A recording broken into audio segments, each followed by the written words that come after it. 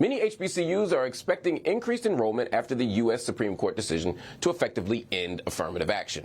The policy helped diversify college admissions and make sure that students, black students, have access to some of the highest rated programs in the country. But without affirmative action, there's no guarantee. And HBCUs, they're not just good enough. They are better in so many ways. And so with increased enrollment comes the need for more space. And one HBCU is already making plans for that space. North Carolina A&T State University has announced plans to construct housing for its growing student population. This would be the HBCU's first new dorm in 20 years. The new 5-story dorm facility will cost $60 million to build. Whew, that's a lot of money, but we can do it and we deserve it. For years, the HBCU has purchased apartments to help meet student housing demands, but students say that they prefer to have the convenience of dorm life. The university is finalizing the design plans, and their goal is to be ready to move in by 2025. Joining me now to talk about the new housing project is Robert Pompei. He's the Vice Chancellor of Business and Finance at North Carolina A&T State University. My brother, welcome to the Griot. This is great news to me, and I'm also excited to see both the forecasts and the reality that enrollment's going up. What are you expecting, particularly in the aftermath of these affirmative action decisions? Great. So from our standpoint at North Carolina A&T, our enrollment for this fall is about 13,900 students. So we're the largest of any HBCU in the country, and probably the largest that any HBCU has ever been. So what we continue to do is we just continue to do the great things we've been doing here at our university. What we want from an affirmative action standpoint, honestly, from in my opinion, I want a student to go where they want to go. But if they decide to come to North Carolina A&T or any HBCU, you're absolutely right. They're going to get a quality education second to none. And most importantly, they're going to get an opportunity to get a job. We're having our community today as an example. We have over 400 employers here on our campus actively recruiting our students. So our students have the opportunity just to excel at this university and to also excel in life. And one of the things that people look at when they're getting recruited to these schools is the campus life. They want to know not just about the parties, although that's important, not just about Greek life, although that's important. They also want to know about dorm life. And so when students come to campus and they see converted hotels, they see apartments, they say, look, there's a lack of dorm space here. Maybe I need to get to this other school, and it may dissuade them from wanting to enroll. Well, why is this such a common practice lately that we've been seeing, particularly in a lot of HBCUs? Well, from our standpoint, what we really made a decision to do at North Carolina A&T was to acquire as many apartments that are within a quarter of a mile of our campus as possible. We've been very aggressive in that since 2018. We've made about 7 acquisitions. And what it's done for us is actually given our students to have the ability to live in an apartment-style life. So they can live in an apartment. They have a 10-month lease and not a 12-month lease. They have the utilities paid for. So we call it, it's almost in a grownish type opportunity for them from a living standpoint. So honestly, that's been very important to us and very optimistic. Maybe the difference between us is that we own our apartments. We don't lease them from someone else. So it's been a great advantage. That's a huge difference. Yeah, that's a huge. Yes. No, I was going to say it's a huge difference, but also this new housing project is super exciting. We're energized by that news. Where do things stand with it? That's correct. So we are completing our planning phases of this project. We expect over the next month or so to go to market to issue the debt for the proceeds.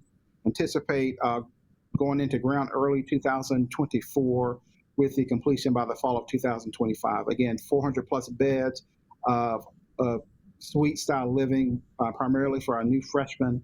So we are awfully excited about that, and it is a game changer. And what we found is that students, historically, if they're living on campus, they are achieve better, they persist than if they live off campus. So we are looking forward to it.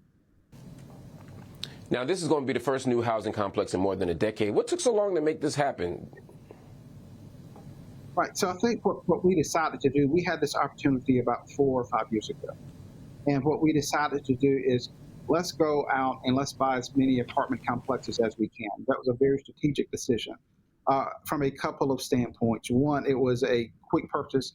It was something that we didn't have to acquire and build. Secondly, it was actually cheaper for us to acquire those apartments than to go out and build a new residence hall. And thirdly, it allowed our students to have apartment-style living, of which they request very significantly. So once we achieved that, then we did refocus our efforts to building this new residence hall that was on campus. So this was all a very strategic decision. We house approximately 50% of our undergraduate students. The national average is somewhere around 40%. So we are doing our part to meet our students' demands. Well, before you go, I want to hear about other stuff going on. I think people underestimate just how much great stuff is happening at HBCUs. What other projects do you all have going on? What are you working on? Well, we're doing a number of things, and probably right now our biggest goal is to transition to be an R1 university from a research standpoint. We generated sponsored research awards of $147 million in this past year. We want to be that game changer from a university standpoint. So for economic development, and we're working with our research part to add innovative companies that will be coming out there. We're partnering with our local school system to provide community education opportunities. So just a tremendous number of good things that are happening out of our university. We're partnering with major corporations on efforts to recruit our students, on efforts to, in tandem with them, to perform research and other training activities. So just an exciting time at North Carolina A&T. A lot of great things happen at all HBCUs and at our university. I'm an HBCU product, and I just couldn't feel more strongly and more proud about being a part of this university. Well, the way you tell this story, you got me wanting to sign up for North Carolina A&T. I'm excited about what you have going on. I'm excited about HBCUs everywhere, but you all are seemingly committed more than ever, energized more than ever to expanding opportunity for black students around the country. And so we're grateful for that. Mr. Pompei, thanks for joining me. And anybody out there who's looking for more information about this wonderful institution, make sure you check it out. You go to ncat.edu, ncat.edu. All right, family, we have reached the end of the show, but before I let you go, let me just say a thing about these HBCUs. A lot of people are talking, and we've said it here on the show, that the effective end of affirmative action will push people into HBCUs. And that is important because HBCUs are the lifeblood of our education system. They're the lifeblood of our culture and our community. It's a good thing. But we also don't want to reinforce the message that we are second choice.